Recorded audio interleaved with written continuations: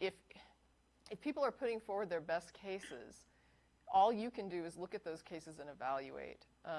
In the end, I just don't know how anybody, I look at it like, if you're going to have a belief, that means that you accept the claim as true. And true is what aligns with reality.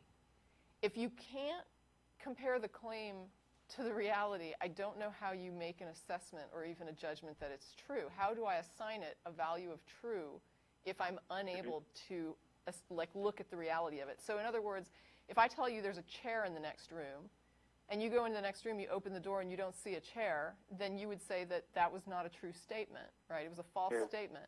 If you go in there and you look and there is a chair in there, then you would say that you believe my claim, that you accept it as true, that there is a chair in there because you went in and you verified there's a chair in that room.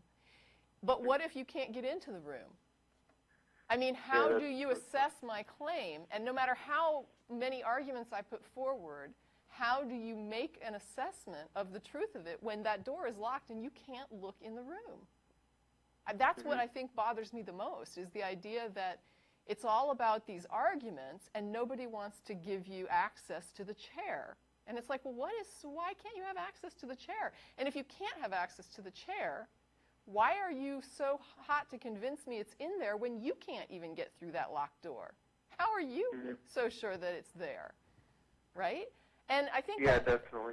And so for me, you know, there's all these arguments, and like Martin says, you can spend years looking at the arguments, looking at the but ultimately it's going to come down to a question of whether or not you're willing to believe arguments, to put your what you assign as true about reality into somebody's argument versus saying, unless you can validate this argument in some way, I'm simply going to remain on the fence. I am not going to assign it a value of true. I'm not going to say that what you're saying is true if we have no way to verify this.